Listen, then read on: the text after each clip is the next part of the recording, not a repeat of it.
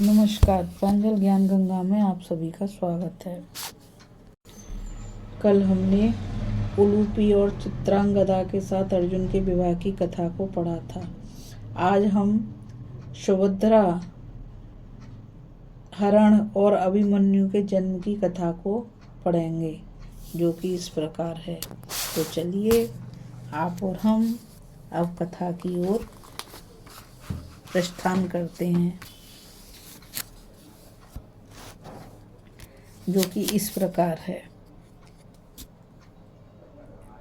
वैशंपायन जी कहते हैं, राजन, एक बार वृषणी, भोज और अंधक वंशों के यादवों ने रेवतक पर्वत पर बहुत बड़ा उत्सव मनाया। इस अवसर पर ब्राह्मणों को हजारों रत्न और अपार संपत्ति का दान किया गया। यदुवंशी बालक सज धजकर टहल रहे थे। अक्रूर, सारणगध, बिभ्रू, विदुरथ, निषठ, चारु, देशणु, पृथु, विप्रथु, सत्यक, सात्यकी, हार्दिक्य, उद्धव, बलराम तथा अन्य प्रधान यदुवंशी अपनी अपनी पत्नियों के साथ उत्सव की शोभा बढ़ा रहे थे। गंधर्व और बंदीजन उनका बिरद बखान कर रहे थे। गाजे बाजे, नाच तमाशे की भीड़ सब ओर लगी हुई थी। इस उत्सव में भगवान श्री कृष्ण और अर्जुन भी बड़े प्रेम के साथ घूम रहे थे। वहीं श्री कृष्ण की बहन सुभद्रा भी थी।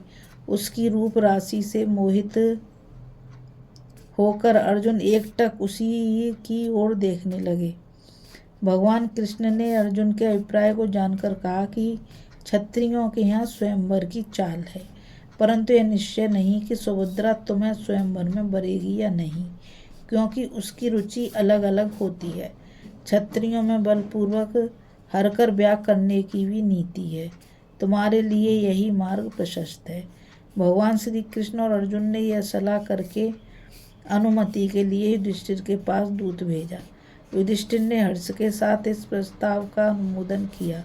दूत के लौट आने पर श्री कृष्ण ने अर्जुन को वैसी सलाह दे दी। एक दिन सुभद्रा ने रेवतक पर्वत पर देव पूजा करके पर्वत की प्रदक्षिणा की।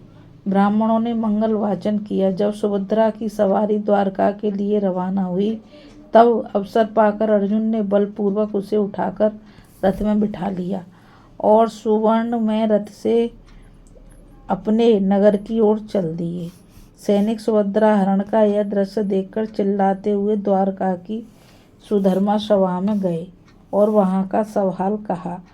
सभापाल ने युद्ध का स्वर्ण जटित डंका बजाने का आदेश किया। वह आवाज सुनकर भोज, अंधक और वृषणी वंशों के यादव अपनी जरूरी काम छोड़कर वहां इकट्ठे होने लगे। सभा भर गई। सैनिकों के मुख से सुभद्रा हरण का वृतांत सुनकर यादवों की आंखें चढ़ गईं। उन्होंने अपने इस अपमान का बदला लेना ही निश्चय किया। कोई रथ जोतने लगा, कोई कवच बांधने लगा, कोई ताव के मारे खुद घोड़ा जोतने लगा। युद्ध की सामग्री इकट्ठी होने लगी। बलराम जी ने कहा, यदुवंशियों, श्री कृष्ण की बात सुने बिना तुम लोग ऐसी नासमझी क्यों कर रहे हो? इस झूठ मूठ के गरजने का अभिप्राय क्या है? इसके बाद उन्होंने श्री कृष्ण से पूछा, जनार्दन, तुम्हारी इस चुप्पी का क्या अभिप्राय है? तुम्हारा मित्र समझकर अर्जुन का इतना सत्कार किया गया और उसने जिस पत्तल में खाया उसी में छेद किया। वह उत्तम वंश का होनहार युवक है। उसके साथ संबंध करने में भी कोई आपत्ति नहीं है। फिर भी उसने यह साहस करके हमें अपमानित और अनादृत किया है। इसका यह कार्य हमारे माथे पर पैर रखने के बराबर है। मैं यह नहीं कह सकता मैं अकेला ही समस्त कुरुवंशियों के लिए काफी हूँ। मैं अर्जुन की ढिठाई क्षमा नहीं कर सकता। बलराम जी की वीरोचित बात का सब यदुवंशियों ने अनुमोदन किया। सबके अंत में भगवान श्री कृष्ण ने कहा, अर्जुन ने हमारे वंश का अपमान नहीं, सम्मान किया है।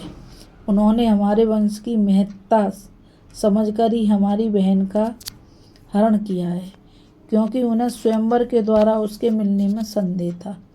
उनका काम क्षत्रिय धर्म के अनुरूप है और हुआ है, हमारे योग्य है। सुभद्रा और अर्जुन की जोड़ी बहुत ही सुंदर होगी। महात्मा भरत के वंशधर और कुंती भोज के दोहित्र को कन्या देकर नाता जोड़ना भला किसे नापसंद हो सकता है। अर्जुन को जीतना भी भगवान शंकर के अतिरिक्त और किसी के लिए दुष्कर है। इस समय उस फुर्तीले जवान योद्धा के पास मेरे रथ और घोड़े हैं। मैं समझता हूँ कि इस समय लड़ाई का उद्योग ना करके अर्जुन के पास जाकर मित्र भाव से कन्या सौंप देना ही उत्तम है। कहीं अर्जुन अकेले ही तुम लोगों को जीत लिया और कन्या को हस्तिनापुर ले गया तो यदुवंश की बड़ी बदनामी होगी। यदि उससे मित्रता कर ली जाए तो हमारा यश बढ़ेगा। सब लोगों ने श्री कृष्ण की बात मान ली। सम्मान के साथ अर्जुन लौटा लाए गए। द्वारका में सुभद्रा के साथ उनका विधि पूर्वक विवाह संस्कार संपन्न हुआ। विवाह के बाद वे 1 वर्ष तक द्वारका में रहे और शेष समय पुष्कर क्षेत्र में व्यतीत किया। 12 वर्ष पूरे होने पर वे सुभद्रा के साथ इंद्रप्रस्थ लौट आए। अर्जुन ने नम्रता के साथ अपने बड़े भाई युधिष्ठिर के चरणों में नमस्कार करके ब्राह्मणों की पूजा की। द्रौपदी ने उन्हें प्रेम भरा उलाहना दिया और उन्होंने उसे प्रसन्न किया। सुभद्रा लाल रंग की साड़ी पहनकर ग्वालिन के वेश में रनवास में गईं। कुंती के चरण छुए। सर्वांग सुंदरी पुत्रवधू को देखकर कुंती ने आशीर्वाद दिया। सुभद्रा ने द्रौपदी के पैर छूकर कहा, बहन मैं तुम्हारी दासी हूँ। द्रौपदी ने प्रसन्नता से भरकर गले लगा लिया। अर्जुन के आ जाने से महल और नगर में प्रसन्नता की लहर दौड़ गई। जब द्वारका में यह समाचार पहुंचा कि अर्जुन इंद्रप्रस्थ पहुंच गए हैं, तब भगवान श्री कृष्ण, बलराम, बहुत से श्रेष्ठ यदुवंशी, उनके पुत्र पौत्र तथा बहुत सी सेना भी इंद्रप्रस्थ के लिए रवाना हुई। उनके शुभ आगमन का समाचार सुनकर युधिष्ठिर ने नकुल और सहदेव को अगवानी करने के लिए भेजा। सारा इंद्रप्रस्थ झंडियों और फूल पत्तों से सजा दिया गया। सड़कों पर छिड़काव कर दिया गया। चंदन और अगर की सुगंध चारों ओर फैल गई। श्री कृष्ण और बलराम ने राजभवन में पहुंचकर सबके साथ प्रणाम, आशीर्वाद आदि उचित व्यवहार किया। सबकी यथा योग्य आवभगत की। भगवान श्री कृष्ण ने सुभद्रा के बिहार और विवाह के उपलक्ष्य में बहुत सा दहेज दिया। किंकणी जाल मणित 4 घोड़ों से युक्त चतुर सारथी सहित सुवर्ण जटित 1 सहस्त्र रथ, मथुरा देश की दुधार एवं पवित्र 10,000 गौएं, 1,000 सुवर्ण भूषित सफेद रंग की घोड़ियां, सदी हुई तेज चाल की 1,000 बढ़िया खच्चरियां, सब प्रकार से योग्य सहस्त्र दासियां, 1 लाख घोड़े और 1 कीमती कपड़े तथा कंबल भी दिए, तथा 10 भार सोना और 1,000 मदमत्त हाथी दिए। युधिष्ठिर की सम्मति बढ़ गई। सब लोग राजभवन में रहकर आमोद प्रमोद करने लगे। पांडवों के आनंद का ठिकाना ना रहा। यदुवंशी तो कुछ दिनों तक वहां रहकर द्वारकापुरी चले गए, परंतु भगवान श्री कृष्ण कुछ समय के लिए अर्जुन के पास इंद्रप्रस्थ में ही रह गए। बोलो श्री कृष्ण भगवान की जय। समय आने पर सुभद्रा के गर्भ से एक पुत्र उत्पन्न हुआ। उसका नाम अभिमन्यु रखा गया। उसके जन्म के अवसर पर युधिष्ठिर ने 10,000 गौएं, बहुत सा सोना और रत्न धन आदि का दान किया। अभिमन्यु पांडवों को, श्री कृष्ण को और पुरवासियों को बहुत प्यारे लगते थे। श्री कृष्ण ने उनके सब संस्कार संपन्न किए। वेदाध्ययन के बाद उन्होंने अर्जुन से ही धनुर्वेद की शिक्षा ग्रहण की। अभिमन्यु का अस्त्र कौशल देखकर अर्जुन को बड़ी प्रसन्नता होती। वे बहुत से गुणों में तो भगवान श्री कृष्ण के तुल्य थे। द्रौपदी के गर्भ से भी 5 पांडवों के द्वारा एक वर्ष के अनंतर 5 पुत्र उत्पन्न हुए।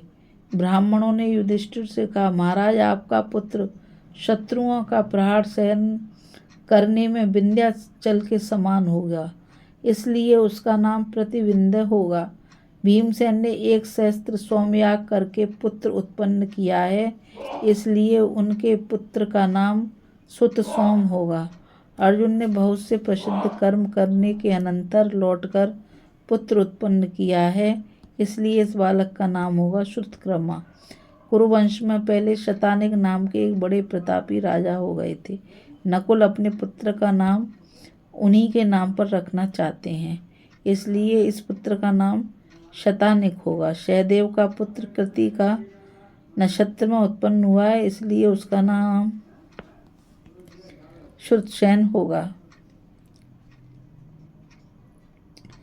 धौम्य ने इन बालकों के संस्कार विधि पूर्वक कराए। बालकों ने वेद पाठ समाप्त करके अर्जुन से दिव्य और मानुष युद्ध की अस्त्र शिक्षा प्राप्त की। इन सब बातों से पांडवों को बड़ी प्रसन्नता हुई।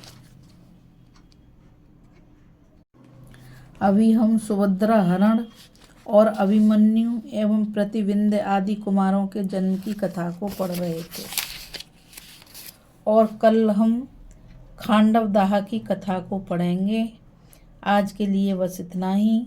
मुझ गीता रावत को आज्ञा दीजिए और मैं आप सभी से यही कहना चाहूँगी कि इस कथा को ज़्यादा से ज़्यादा लाइक, शेयर और सब्सक्राइब कीजिए ताकि यह अमूल्य ज्ञान अधिक से अधिक लोगों तक पहुँच सके।